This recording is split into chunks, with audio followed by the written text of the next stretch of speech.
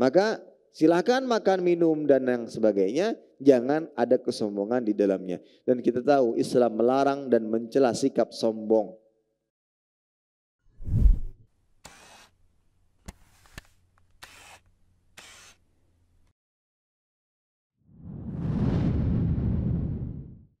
Bismillahirrahmanirrahim. Assalamualaikum warahmatullahi wabarakatuh. Innal hamdalillah nahmaduhu wa nasta'inuhu wa nastaghfiruhu wa nastahdihi wa natubu ilaih. Wa na'udzu billahi min shururi anfusina wa sayyiati a'malina. Man yahdihillahu fala mudilla lahu wa man yudlilhu fala hadiya lahu. Asyhadu an la ilaha illallah wahdahu la syarika lahu wa asyhadu anna Muhammadan 'abduhu wa rasuluh. لا نبي ولا رسول بعده. قال الله عز وجل يا أيها الذين آمنوا اتقوا الله حق تقاته ولا تموتن إلا وأنتم مسلمون. يا أيها الناس اتقوا ربكم الذي خلقكم من نفس واحدة وخلق منها زوجها وبث منهما رجالا كثيرا ونساء واتقوا الله الذي تساءلون به والأرحام إن الله كان عليكم رقيبا. يا أيها الذين آمنوا اتقوا الله وقولوا قولا سديدا يصلح لكم أعمالكم ويغفر لكم ذنوبكم ومن يطع الله ورسوله فقد فاز فوزا عظيما. أما بعد فإن أصدق الحديث كتاب الله وخير الهدي هدي محمد صلى الله عليه وسلم وشر الأمور محدثاتها فإن كل محدثات في الدين بدعة وكل بدعة ضلالة wa kulla dhalalatin finnar, a'yadzan billahi minan nar. Para hadirin kaum muslimin dan muslimat, wabil khusus ibu-ibu dan para akhwat rahimani wa rahimakumullah. Alhamdulillah senantiasa kita panjatkan rasa syukur kepada Allah Subhanahu wa taala atas segala limpahan nikmat dan karunia yang Allah Jalla fi'ala berikan kepada kita. Salawat dan salam senantiasa kita haturkan kepada Nabi kita yang mulia, suri tauladan kita, Nabi Muhammad sallallahu alaihi wasallam, beserta kerabat beliau, para sahabat dan orang-orang yang senantiasa terus-menerus berada di jalannya sampai hari kiamat kelak. Para hadirin sekalian, kaum muslimin dan muslimat, wabil khusus ibu-ibu dan para akhwat rahimani wa rahimakumullah. Kembali kita melanjutkan pembahasan seputar adab dalam kitab Syarah Kitabul Jami'. Dan pada pertemuan kali ini kita akan membahas sebuah hadis yang berkaitan dengan adab makan, berpakaian, yaitu dilarang untuk berlebih-lebihan serta dilarang untuk sombong. Taib kita baca hadisnya. Wa an Amr bin Shu'aib an abihi an jaddihi qala Rasulullah sallallahu alaihi wasallam qul washrab walbas wa tasaddaq fi ghairi sarafin wala makhilah. Akhrajahu Abu Dawud wa Ahmad wa 'allaqahu al-Bukhari. Dari Amr ibn Shu'aib, dari ayahnya, dari kakeknya radhiyallahu taala anhum, berkata, Rasulullah sallallahu alaihi wasallam bersabda, makanlah, minumlah, dan berpakaianlah serta bersedekahlah tanpa berlebihan atau israf dan tanpa kesombongan. Hadis dikeluarkan oleh Imam Abu Dawud, Imam Ahmad, dan Imam Al-Bukhari rahimahullah ta'ala menyebutkan atau meriwayatkannya secara ta'liq tanpa menyebut sanad secara utuh. Baik para hadirin rahimani wa rahimakumullah, kita masuk kepada syarhul hadis. Allah Subhanahu wa taala pada asalnya menghalalkan bagi hamba-hambanya seluruh perkara dan rizki yang baik. Makan, minum, pakaian, tempat tinggal, kendaraan, dan segala macam yang ada di muka bumi ini dari perkara-perkara yang baik, hukum asalnya adalah halal. Dan Allah Ta'ala tidaklah mengharamkan sesuatu bagi hamba-hambanya kecuali yang mendatangkan kemudaratan, baik pada agama, akal, harga diri, atau hartanya. Syekhul Islam Ibn Taimiyah rahimahullah ta'ala menjelaskan, i'lam annal asla fi jami'il a'yan al-mawjudah ala ikhtilafi asnafiha wa tabayun awsafiha an takuna halalan mutlaqan lil adamiyyin wa an takun tahirah la yahrum alaihim mulabasatuhu wa mubasharatuhu wa mumasatuhu wa hadhihi kalimatun jami'ah wa maqalah amah. Beliau mengatakan hukum asal segala sesuatu dilihat dari perbedaan tingkatan dan sifat. Semuanya halal bagi manusia. Juga hukum asalnya adalah suci, tidak haram untuk dikenakan, diminum atau disentuh. Ini kaidah yang mencakup berbagai macam masalah dan kaidah bersifat umum. Ya.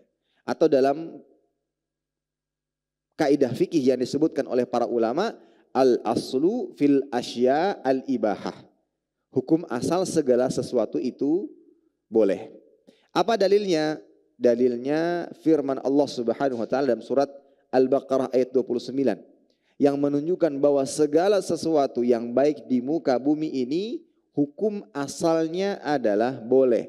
Makanan, minuman, pakaian dan yang semisalnya. Allah Ta'ala berfirman, huwallazi khalaqalakum ma fil ardi jami'an. Dialah zat yang menciptakan segala sesuatu yang ada di muka bumi ini untuk kalian, untuk kita sebagai umat manusia. Begitu pula dalam surat Al-A'raf ayat 32. Allah Jalla fi'ula berfirman, qul man harrama zinatallahi allati akhraja li'ibadihi wat-tayyibati minar rizq. Katakanlah, siapakah yang mengharapkan perhiasan dari Allah Ta'ala yang telah dikeluarkannya untuk hamba-hambanya. Dan siapa pula lah yang mengharamkan rezeki yang baik. Ini kedua dalil di atas merupakan dasar kaidah yang menyatakan bahwa segala sesuatu yang ada di muka bumi ini diperbolehkan, dihalalkan oleh Allah Subhanahu wa taala. Nah, hadis ini adalah hadis yang memperkuat pernyataan di atas. Untuk itu Nabi sallallahu alaihi wasallam mengatakan, "Qul washrab walbas wa tasaddaq fi ghairi israf." Makanlah, minumlah, kenakanlah pakaian, wa tasaddaq dan bersedekahlah. Hadis ini memperkuat bahwa asal dalam makan, minum, pakaian itu adalah halal. Ya. Nah, hanya saja para hadirin rahimani wa rahimakumullah, ada kalanya perkara-perkara baik ini yang hukum asalnya adalah halal dan diperbolehkan berubah menjadi haram. Berubah menjadi haram. Mungkin di antara beberapa contohnya adalah makan makanan yang haram. Padahal makan itu perbuatan yang asalnya boleh. Tapi ketika yang dimakan adalah sesuatu yang haram, maka haram memakannya. Atau makan dengan cara yang tidak dibenarkan, maka tidak pula diperbolehkan. Begitu pula dengan minum, begitu pula dengan berpakaian. Nah, ada salah satu sebab yang menjadikan sesuatu yang hukumnya asal ini, ya, yang sesuatu hukum asalnya ini adalah halal, bisa menjadi haram atau terlarang, yaitu saraf wa makhilah. Saraf itu artinya berlebihan, makhilah itu artinya kesombongan. Untuk itu dalam hadis ini Nabi SAW memerintahkan kita untuk menikmati segala macam kenikmatan yang Allah Ta'ala karuniakan kepada kita. Makanan, pakaian, minuman. Ya. Ketiga hal ini yang banyak, sering dan banyak dinikmati oleh umat manusia. Hanya saja catatannya silahkan nikmati. Tapi tidak boleh berlebihan dan bukan karena kesombongan. Karena kedua hal itu yang menyebabkan sesuatu yang hukum asalnya boleh ini halal bisa menjadi haram. Allah Ta'ala berfirman dalam surat Al-A'raf ayat 31. Kulu washrabu wala tusrifu. Makan dan minumlah dan jangan berlebih-lebihan. Ya, makan dan minumlah dan jangan berlebih-lebihan. Ini para hadirin rahimani wa rahimakumullahu taala. Baik. Kemudian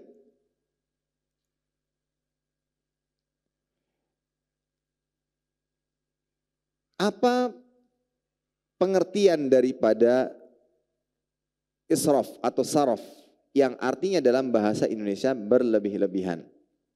Karena kita ketahui bahwa ada istilah lain untuk seseorang yang berlebih-lebihan, yaitu tabdzir, ya, mumadzir. Ada israf, ada tabdzir, dan keduanya merupakan bahasa Arab. Ada israf, ada tabdzir. Kalau dalam dalil Al-Quran disebutkan kulu washrabu wala tusrifu. Makan dan minumlah dan jangan berlebih-lebihan. Ya. Adapun yang berkaitan dengan tabdzir, innal mubadzirin kanu ikhwana syayatin.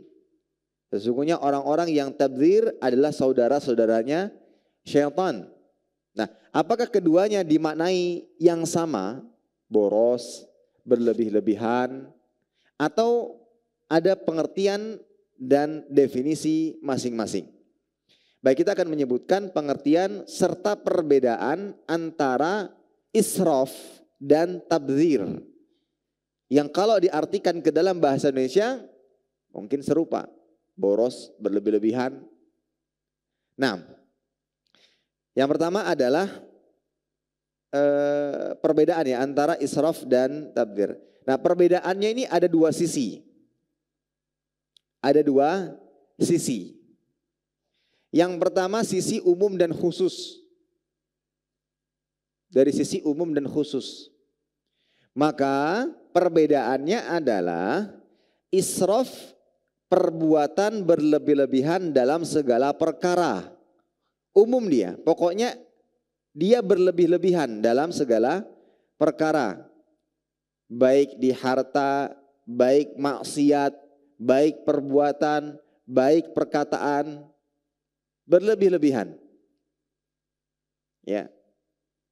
Oleh karena itu Allah Ta'ala mensifati kaum Lut dengan israf. Mereka adalah orang-orang yang berlebih-lebihan. Nah, sementara untuk tabdzir dia khusus pada harta saja. Kalau israf itu umum, dan nanti kita akan sebutkan macam-macam israf. Ya, ada pada makanan dan minuman, ada pada kemaksiatan dan lain sebagainya yang nanti kita akan sebutkan. Jadi kalau israf itu lebih umum. Bisa perkataan, bisa perbuatan, bisa kemaksiatan, bisa harta. Nah, sementara untuk tabdzir, istilah mubadzir itu hanya berlaku pada urusan harta. Iyas bin Muawiyah berkata, ma jawazat bihi amrullah fahuwa saraf. Ya. Melampaui apa saja yang melampaui apa yang Allah Ta'ala perintahkan disebut dengan berlebih-lebihan. Itu makanya israf itu umum. Segala bentuk perbuatan yang melampaui aturan-aturan Allah itu israf, umum dia. Ulama lain mengatakan as-saraf an-nafaqah fi maksiatillah. Israf itu adalah membelanjakan harta atau menafkahkan harta dalam maksiat kepada Allah Subhanahu wa Ta'ala. Baik, itu sisi yang pertama, dinilai dari umum dan khusus. Maka israf lebih umum dibandingkan tabdzir atau mubadzir. Israf berlaku pada harta, perbuatan, kemaksiatan, dan seterusnya. Adapun untuk tabdzir hanya berlaku pada harta. Nah, kemudian yang kedua, dari sisi boleh tidaknya dilakukan. Kalau yang pertama sisinya apa? umum dan khusus. Kalau yang kedua dari sisi boleh tidaknya dilakukan. Nah, kalau israf dasarnya adalah melakukan sesuatu yang hukum asalnya mubah, tetapi dilakukan secara berlebih-lebihan. Itu israf namanya. Melakukan sesuatu yang hukum asalnya mubah, tetapi dilakukan secara berlebih-lebihan. Makan makanan, minum minuman, mubah, boleh. Tetapi dilakukan secara berlebih-lebihan, maka itu israf. Dan itu dilarang. Dan itu merupakan kemaksiatan. Sementara mubadzir, ya, itu hanya berkaitan dengan kemaksiatan saja. Berkaitan dengan kemaksiatan saja. Tadi disebutkan, kalau mubadzir urusannya dengan harta ya. Mubadzir itu urusannya dengan harta. Maka orang yang mubadzir adalah ketika dia membelanjakan atau mengeluarkan hartanya pada sesuatu yang mengandung maksiat. Dia membelanjakan hartanya untuk membeli khamr misalkan. Itu mubadzir. Itu namanya mubadzir. Nah, ini perbedaan dalam istilah israf dan tabdzir dalam bahasa Arab dan juga berdasarkan dalil-dalil yang ada. Jadi kalau israf, ya, israf, saraf pakai sin ya, bukan shin. Sin. Itu adalah melakukan sesuatu yang asalnya boleh tapi dilakukan secara berlebih-lebihan. Sementara kalau mubadzir pelakunya, pelaku tabdzir itu melakukan sesuatu yang mengandung kemaksiatan, yang mengandung kemaksiatan.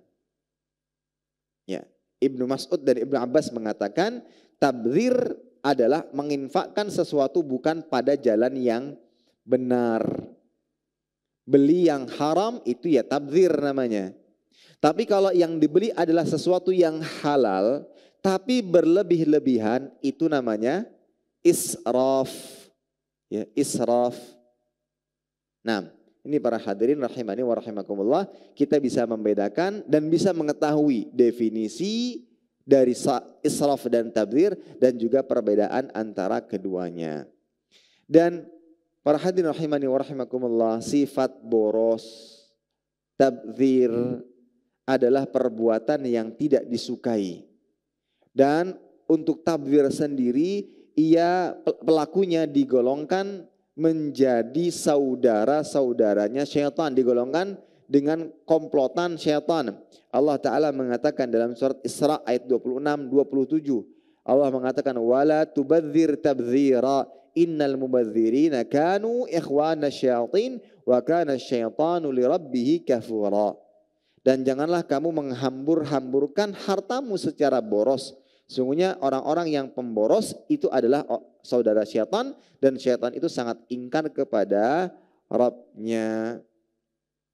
Ibnu Katsir mengatakan, kenapa orang mubadzir itu disebut dengan saudara syaitan? Karena saat dia melakukan tabdzir, ya, pada saat itu dia akan meninggalkan ketaatan kepada Allah Ta'ala dan pastinya akan menjerumuskannya kepada kemaksiatan, ya, kepada kemaksiatan. Itulah penyebab kenapa orang yang mubadzir itu disebut sebagai saudaranya syaitan. Ada orang yang menghambur-hamburkan hartanya untuk maksiat, itu mubadzir namanya. Ini para hadirin rahimani wa rahimakumullah. Ya. Syekh Khalid hafizahullah taala mengatakan, Syekh Khalid bin Dahwi Al-Zafiri hafizahullah taala mengatakan, al-israf fil madhmum fil wudu wa huwa ta'ah. Fa kaifa idza kana fi ghairi dzalik. Beliau mengatakan, berbuat israf, berlebihan dalam menggunakan air ketika wudu itu adalah perkara tercela. Padahal itu merupakan ketaatan. Nah, ini makna apa? Israf. Beliau sedang menjelaskan israf.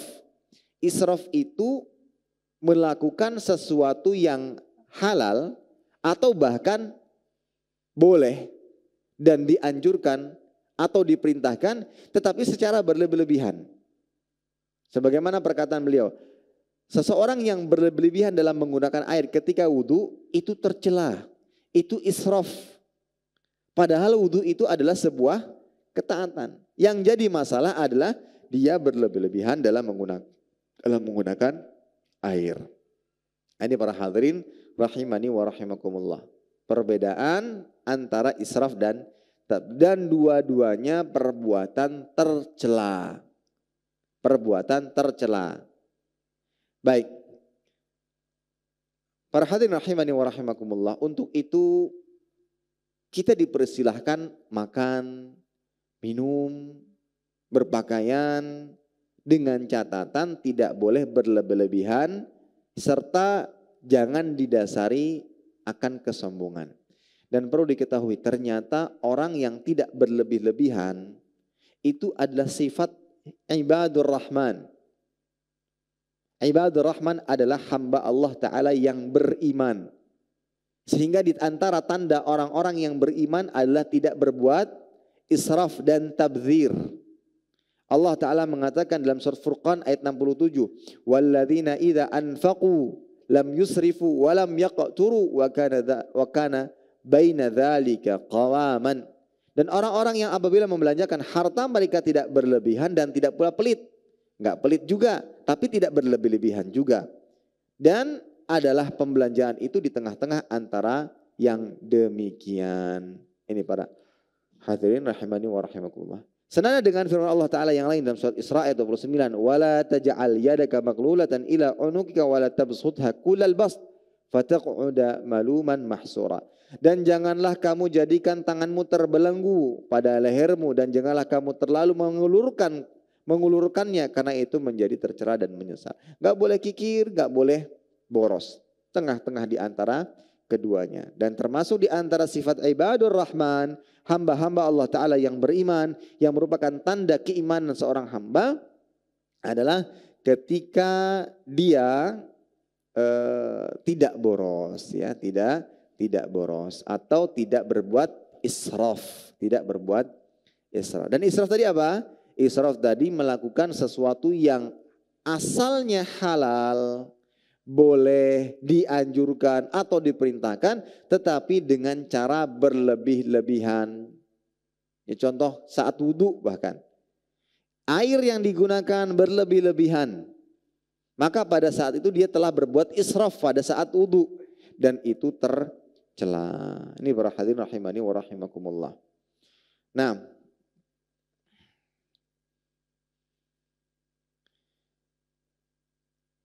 selain makan, ya, makan makanan yang mubah dan dengan cara berlebih-lebihan itu bisa menghantarkan seorang kepada perbuatan yang tercela. Nah, sikap yang demikian juga bisa memberikan kemudaratan kepada tubuh. Ya, bisa memberikan kemudaratan kepada tubuh. Nah, berikut kita akan menyebutkan beberapa dawai. Dawai itu penyebab seorang bisa berbuat israf. Apa sih penyebab orang-orang bisa berbuat boros, berlebih-lebihan? Yang pertama adalah at-tarbiyatu ala fi'liha dakhil al-usrah. Ternyata yang menjadi penyebab bisa boros itu karena pendidikan, ya, pendidikan yang ada di dalam rumah tangga. Memang dibentuk atau tercipta dengan sendirinya keluarga ini boros. Kemudian sebab yang kedua, suhbah man yattasif bihima minal ashab waz zumala. Berteman dengan seseorang yang memiliki sifat baik tabdzir atau israf. Maka ini akan memberikan pengaruh, apalagi dalam pepatah Arab disebutkan as-sahibu sahib. Teman itu sifatnya menarik. Ya. Sifatnya menarik. Membawa kepada apa yang menjadi kebiasaannya. Nah, ini termasuk yang menjadi penyebab seseorang bisa berbuat boros, berlebih-lebihan, baik israf maupun tabdzir. Kemudian di antara penyebab yang lain, al-intiqal minadh-dhiq wal faqr, ya, ila naim wa taraf. Perpindahan status ekonomi dari miskin menjadi kaya secara tiba-tiba. Dulunya miskin, sekarang kaya. Nah, kemudian dia tidak kuat untuk menahan fitnah kekayaan tersebut yang menyebabkan ia berlaku boros, menghambur-hamburkan harta. Dia lupa bersyukur kepada Allah Jalla wa'ala. Dia lupa bahwa kenikmatan tersebut berasal dari Allah yang memberikan rezeki kepadanya. Karena semua dilupakan, pada akhirnya dia jatuh kepada sikap israf atau mungkin tabdzir, ya, atau mungkin tabdzir. Itu sebab yang ketiga. Sebab yang keempat, ta'atun nafsi fima tashtahi wa turid. Menuruti apa yang diinginkan oleh nafsu. Oleh karena itu nafsu seseorang harus bisa dikendalikan. Sebagaimana disebutkan dalam hadis, la yu'minu ahadukum hatta yakuna hawahu taba'an lima ji'tu bih, kata Nabi sallallahu alaihi wasallam. Tidak sempurna iman seorang di antara kalian sampai hawa nafsunya menjadi pengikut apa yang aku bawa. Ini para hadirin rahimani wa rahimakumullah. Hati-hati dengan selalu mengikuti keinginan dan hawa nafsu, dan itulah yang bisa menyebabkan seorang jatuh kepada israf serta tabdzir. Disebutkan dalam sebuah hadis dari Ibnu Umar radhiyallahu taala anhu bahwa Umar radhiyallahu taala anhu melihat di tangan Jabir bin Abdullah dirham, uang dirham. Kemudian beliau mengatakan, ma hadzal dirham, ya, untuk apa dirham ini? Maka beliau mengatakan, uridu an ashtariya bihi li ahli lahman. Ya. Aku ingin membeli untuk keluargaku dengan uang ini daging. Maka pesan beliau, akullama ishtahaitum syai'an ishtaraitumu. Apakah setiap kalian menginginkan, bernafsu untuk membeli sesuatu, kalian langsung beli semuanya? Di situ ada pesan, hati-hati kita terlalu terbawa nafsu. Bukan berarti nafsu itu semuanya buruk, tidak. Syahwat itu semuanya buruk, tidak. Ada syahwat yang tercela dan ada syahwat yang terpuji. Ketika dia ingin beli sesuatu, silahkan ia beli. Namun jangan sampai syahwat inilah yang bisa mengendalikannya, yang pada akhirnya dia berbuat israf. Ya, beli terlalu banyak, akhirnya terbuang-buang. Ini termasuk yang dibenci dalam Islam. Kemudian salah satu penyebab yang membuat seseorang berbuat israf adalah dia tidak tahu, tidak mengerti dan jahil akan kewajibannya di dunia, yaitu ibadah kepada Allah Subhanahu wa taala. Dia kira di dunia tujuannya adalah untuk senang-senang, ya, untuk mendapatkan kenikmatan-kenikmatan dan seterusnya, yang membuatnya ya tadi terlalu terlalu banyak melakukan perbuatan-perbuatan tabdzir maupun israf. Karena tujuan utamanya bagaimana bisa bahagia di dunia. Padahal tidak demikian. Tujuan kita adalah bagaimana bisa bahagia di akhirat. Meski di dunia mungkin masih banyak sedihnya. Walaupun kita menginginkan kebahagiaan dunia dan akhirat. Tapi yang jadi acuan utama adalah kebahagiaan akhirat. Nah, itulah beberapa dawa'i, penyebab wal asbab. Penyebab seorang bisa berbuat israf. Nah, untuk itu ya kita harus menghindari pendidikan-pendidikan yang tidak benar, kebiasaan yang tidak baik, menghindari teman-teman yang kurang baik, cari teman-teman yang baik yang bisa menghantarkan kita kepada perbuatan-perbuatan yang baik pula dan seterusnya. Nah, para hadirin rahimani wa rahimakumullah, tadi kita sebutkan pada perbedaan antara israf dan tabdzir. Israf itu umum, tabdzir itu khusus. Nah, kita akan sebutkan beberapa macam israf. Ya, kita akan sebutkan beberapa macam israf, bentuk berlebih-lebihan. Itu ada beberapa. Yang pertama adalah al-israfu fit ta'am wasyarab wal libas. Berlebih-lebihan pada makanan, minuman dan pakaian. Allah Ta'ala mengatakan, ya bani Adam, dalam surah Al-A'raf ayat 31. Ya bani Adam khudhu zinatakum inda kulli masjid wa kulu washrabu wa la tusrifu innahu la yuhibbul musrifin. Wahai bani Adam, ambillah perhiasan kalian setiap kali hendak ke masjid. Pakaian salat. Wa kulu washrabu, makan dan minumlah, tapi enggak boleh israf. Innahu la yuhibbul musrifin. Sesungguhnya Allah Ta'ala tidak menyukai orang-orang yang berlebih-lebihan. Itu berbuat israf. Berpakaian, makan makanan, minum minuman, hukum asalnya boleh. Tapi ketika kebolehan itu dilakukan secara berlebih-lebihan, maka dia menjadi israf. Nah, untuk itu ada pesan dari Umar bin Khattab radhiyallahu taala an. Maqalah yang terkenal. Iyyakum wal batna, hati-hati dengan makan terlalu banyak yang menyebabkan kegemukan. Makan berlebih-lebihan yang menyebabkan kegemukan. Fa innaha maksalatun 'anis shalah, karena itu bisa menjadi penyebab malas salat.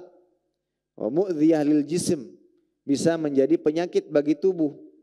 Wa 'alaikum bil qasdi fi quwwatikum, dan hendaklah kalian bersikap tengah-tengah untuk kekuatan kalian.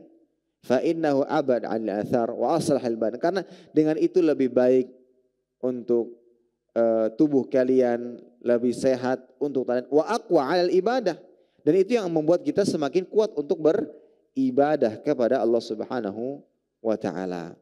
Nah, makanya hati-hati makan, minum berlebih-lebihan yang membuat kegemukan, dan itu bisa mendatangkan yang mana itu bisa jadi penyebab salah satu kemudaratan bagi tubuh kita dan terutama bagi ibadah. Jadi malas ibadah, malas salat dan seterusnya. Nah, itu jenis israf yang pertama. Israf pada makan, pakaian dan minuman. Kemudian yang kedua, israf di dalam maksiat dan dosa. Makanya orang-orang yang berdosa itu juga disebut dengan israf. Disebut dengan israf, sebagaimana Allah Ta'ala mengatakan dalam surat Az-Zumar ayat 53. Qul ya ibadiyalladzina asrafu ala anfusihim la taqnatu min rahmatillah. Ya. Kata Allah Subhanahu wa taala, wahai hamba-hambaku yang israf, melampaui batas atas diri mereka sendiri. La taqnatu min rahmatillah. Janganlah kalian berputus asa dari rahmat-rahmat Allah. Sesungguhnya Allah mengampuni dosa seluruhnya, dan Allah Maha Pengampun lagi Maha Penyayang. Oh, berbuat dosa disebut dengan israf pula. Kemudian jenis yang ketiga adalah israf fi infaqil halal. Israf dalam menginfakkan sesuatu yang halal. Bisa. Allah mengatakan dalam surah Al-An'am ayat 141. Kulu min thamarihi idza athmara wa atu haqqahu yawma hasadi wa la tusrifu innahu la yuhibbul musrifin. Makanlah dari buahnya yang bermacam-macam itu bila dia berbuah, dan tunaikanlah haknya di hari memetik hasilnya dengan bersedekah, dan janganlah kamu berlebihan, sesungguhnya Allah tidak menyukai orang yang berlebih-lebihan. Qila maknanya adalah wala tusrifu fil i'ta fatu'tu fawqal ma'ruf. Janganlah kalian berlebihan saat memberi. Akhirnya kalian memberi di atas ketentuan yang Allah Ta'ala tetapkan. Nah, ini para hadirin rahimani wa rahimakumullah. Kemudian yang keempat, israf fil qatl. Berlebihan saat membunuh.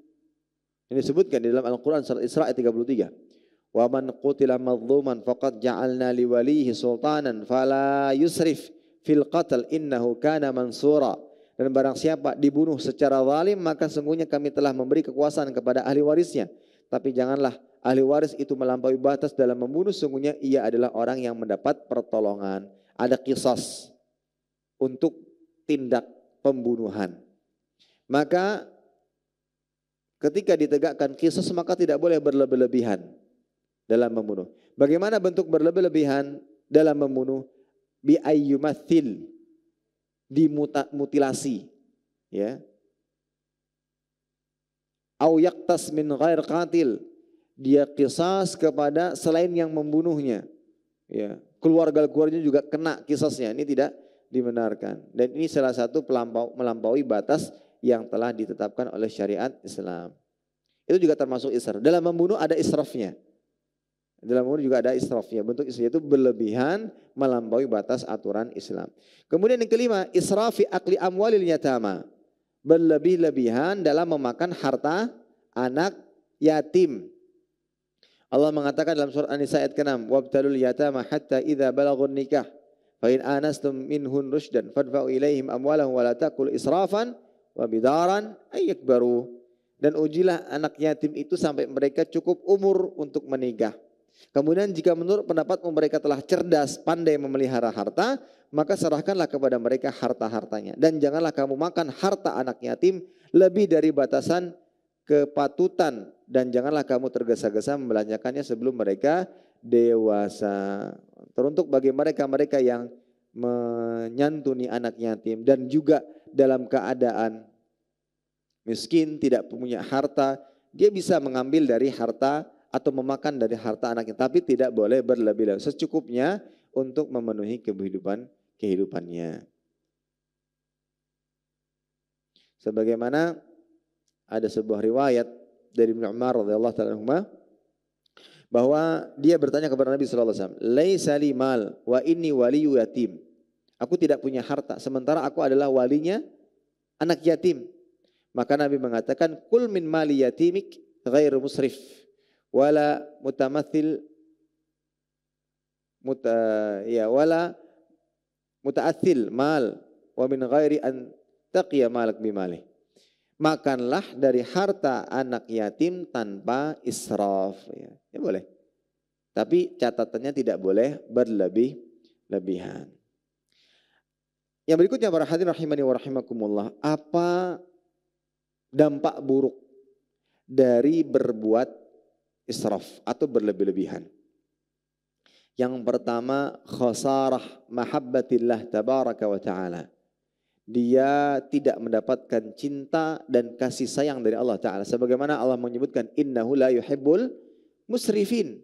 Sesungguhnya Allah Jalla wa'ala tidak mencintai orang-orang yang berbuat israf. Ketika manusia tidak dicintai, dia tidak akan mendapatkan pertolongan, rahmat, bimbingan, arahan, petunjuk. Itulah yang dikhawatirkan. Ketika ia dinafikan dari mendapatkan cinta Allah Subhanahu wa ta'ala. Itu dampak buruk yang pertama. Seseorang yang berbuat israf, berlebihan, ya, dia tidak dicintai oleh Allah Subhanahu wa ta'ala, mendapatkan kerugian dengan tidak mendapatkan cinta. Kemudian yang kedua, ya, perbuatan ini akan menggolongkan seorang menjadi syaitan, jadi golongan syaitan. Innal mubadzirin kanu ikhwana syayatin. Sebenarnya orang-orang mubadzir itu menjadi ikhwan syayatin, ya. Ikhwan syayatin. Kemudian yang ketiga, orang yang boros itu akan membuatnya lemah dan membuatnya lemah, tidak kuat dalam menghadapi keadaan-keadaan sulit. Karena dia merasa nyaman semuanya. Beli itu, beli ini, semua berlebih-lebih. Nah, ketika dalam keadaan sempit dia tidak kuat. Serba kekurangan, dia tidak kuat. Jadi perbuatan ini tidak mendidiknya untuk kuat dalam menjalani kehidupan ini. Kemudian yang keempat, di antara dampak buruk daripada israf, berlebih-lebihan adalah ini bisa menjadi penyebab datangnya penyakit makan berlebih-lebihan, minum berlebih-lebihan. Itu bisa menjadi penyebab datangnya penyakit. Kemudian yang kelima, akan membentuk tabiat buruk seperti malas, lemah, ya, bagi seseorang yang terlalu berlebih-lebihan, terutama misalkan dalam makan dan masalah minum. yang membuatnya malas dalam beribadah, berijtihad di jalan Allah Subhanahu wa taala. Baik. Ini para hadirin rahimani wa rahimakumullah yang berkaitan dengan masalah israf. Nah, selain kita dilarang makan, minum, pakaian dengan cara israf berlebihan, kita juga dilarang untuk makan, minum, berpakaian dengan kesombongan. Ya, dengan kesombongan. Dan seseorang bisa sombong dengan makan, minum atau pakaiannya. Salah satu contohnya dengan sengaja membeli makanan yang mahal, dia pamerkan ke teman-temannya, ke banyak orang melalui media sosial yang diunggah dalam entah itu Facebook, WhatsApp, Instagram dan yang semisal. Ya. Dan pada saat itu dia bisa menjadi sombong karenanya. Ya. Dia meremehkan, ada di sana ada bentuk dia meremehkan orang lain karena keberhasilan atau karena harta yang dia miliki. Saya bisa beli ini, saya bisa makan ini, saya bisa, kamu tidak. Nah ini. Untuk itu berhati-hatilah. Berhati-hatilah saat menampakkan sesuatu kepada orang lain. Ya bukan berarti tidak boleh kita menampakkan sesuatu yang kita miliki. Bahkan termasuk di antara bentuk rasa syukur kepada Allah Ta'ala adalah menampakkan atharun ni'mah, bekas nikmat yang Allah Ta'ala berikan. Fa bi ni'mati rabbika fahaddits. Namun bukan berarti kita tidak waspada karena bisa jatuh kepada kesombongan. Karena kesombongan itu sebagaimana disebutkan dalam hadis batarul haqqi wa ghamtun nas. Menolak kebenaran dan meremehkan orang lain. Dan bisa jadi karena baju bagus kita dan apa yang kita miliki itu bisa menjadi penyebab kita meremehkan orang lain. Dan itulah yang menjadi sebab kesombongan. Ya, maka silakan makan, minum dan yang sebagainya, jangan ada kesombongan di dalamnya. Dan kita tahu Islam melarang dan mencela sikap sombong. Allah Ta'ala berfirman dalam surat Luqman ayat 18, wala tusa'ir khaddaka linnas wala tamshi fil ardi marahan innallaha la yuhibbu kulla mukhtalin fakhur. Dan janganlah kamu memalingkan mukamu dari manusia karena sombong, dan janganlah kamu berjalan di muka bumi dengan angkuh. Sesungguhnya Allah tidak menyukai orang-orang yang sombong dan membanggakan diri. Dalam surat An-Nahl ayat 23 Allah berfirman, innahu la yuhibbul mustakbirin. Sesungguhnya dia tidak menyukai orang-orang yang menyombongkan diri.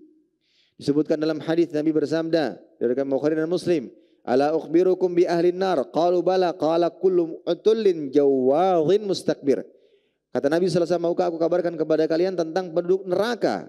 Maka Nabi mengatakan mereka semua adalah orang yang keras lagi kasar, tamak dan rakus dan takabur, sombong, ya. Dan ternyata sombong ini termasuk dosa pertama yang dilakukan oleh iblis ketika mereka diperintahkan untuk sujud kepada Adam, maka mereka enggan untuk sujud, aba wastakbar wa kana minal kafirin.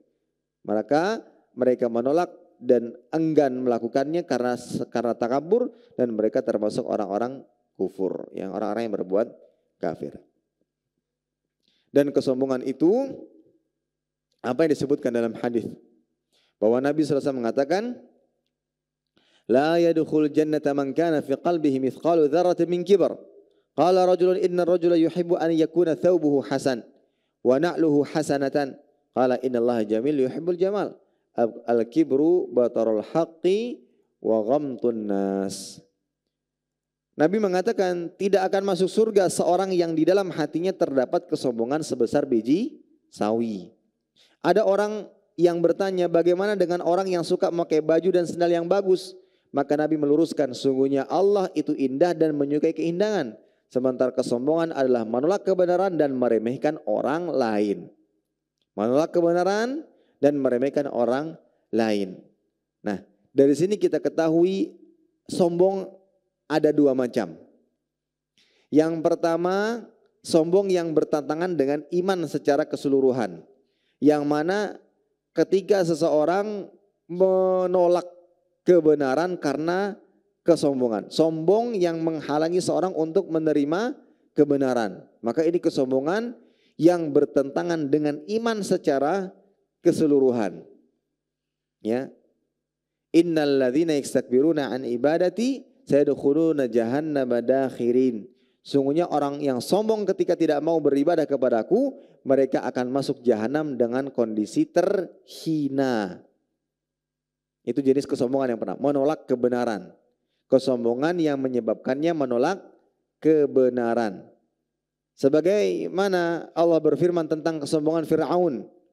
Wajahadu biha wastaqanatha anfusuhum zulman wa 'uluwa. Ya, mereka yaitu Fir'aun dan pengikutnya mengingkari karena kezaliman dan kesombongan yang ada pada hati mereka. Ya, ini para hadirin. Kemudian kesombongan yang kedua, kesombongan yang tidak bertentangan dengan iman secara keseluruhan. Maksudnya ini tidak menyebabkan dia keluar. Nah, sebab utamanya adalah dia sombong ketika menghina orang lain atau merasa lebih daripada yang lainnya. Ya, daripada yang lainnya. Dan hal ini yang dilarang. Disebutkan dalam hadis pada saat perang Uhud, Nabi SAW menawarkan sebuah pedang untuk sahabatnya dan mengatakan siapa yang mau mengambil pedang ini dengan menunaikan haknya. Kemudian Abu Dujana berkata, apa haknya Rasulullah? Engkau menebas leher-leher musuh sampai mereka terpukul mundur. Kemudian berangkatlah Abu Dujana dan dia berjalan menunjukkan keangkuhan di depan pasukan musyrikin. Melihat hal tersebut, Nabi SAW berkomentar, innaha lamisyatun yubghiduhallah illa fi mithli hadhil mautin. Cara berjalan seperti ini dibenci oleh Allah kecuali dilakukan di tempat seperti ini. Karena ada sisi merendahkan orang lain. Maka hati-hati, berpakaian, makan, minum, diposting, ada sisi ingin merendahkan orang lain, maka itu kesombongan. Maka itu sebuah kesombongan. Yang dilakukan oleh Abu Jana itu demikian, ingin merendahkan dan ingin menekan ya, atau membuat kaum musyrikin ketakutan dengan jalannya Abu Dujana, yaitu dengan menunjukkan keangkuhan. Maka kata Nabi SAW, innaha lamisyatun yubghiduhallah. Ini jalan yang dibenci oleh Allah. Illa fi mithli hadzal mautin, kecuali saat peperangan. Oh, berarti kalau berjalan sombong saat perang itu boleh. Karena tujuannya untuk membuat musuh-musuh Allah itu takut. Tapi kalau selain peperangan, maka tidak diperbolehkan. Dan itu termasuk kesombongan yang diharamkan. Yang diharamkan. Jadi maksud sabda Nabi SAW tidak masuk surga orang yang ada kesombongan dalam dirinya. Yang pertama ada yang memaknai seperti yang dikatakan oleh Imam An-Nawawi. Ada beberapa pendekatan ulama dalam hadis ini. Yang pertama maksud seorang tidak masuk surga karena sombong itu adalah kesombongan yang bertentangan dengan iman secara keseluruhan. Ini malah menjadi penyebab ia kufur, gak mau masuk Islam dan kekal di dalam neraka. Atau pendapat yang kedua, maksudnya adalah orang yang masuk surga, ya, orang yang masuk surga itu adalah orang yang telah dibersihkan dari segala macam bentuk kezaliman. Ya, termasuk di antaranya kesombongan. Sehingga mereka harus dibersihkan terlebih dahulu sebelum masuk ke dalam surga Allah Ta'ala. Jika memang layak untuk masuk surga. Kemudian pendapat yang ketiga, ya, mereka tidak masuk surga secara langsung tapi tertunda karena kesombongannya. Ini para hadirin rahimani wa rahimakumullahu ta'ala. Nah, dari hadis di atas ya juga bisa kita ambil pelajaran bahwa perkara-perkara yang nampak itu bisa mempengaruhi perkara-perkara yang tak nampak. Perkara-perkara yang zahir itu bisa mempengaruhi kepada perkara-perkara yang batin. Sebagaimana makan, minum, berpakaian itu sesuatu yang nampak. Nah, dia bisa memberikan pengaruh kepada yang batin, seperti kesombongan.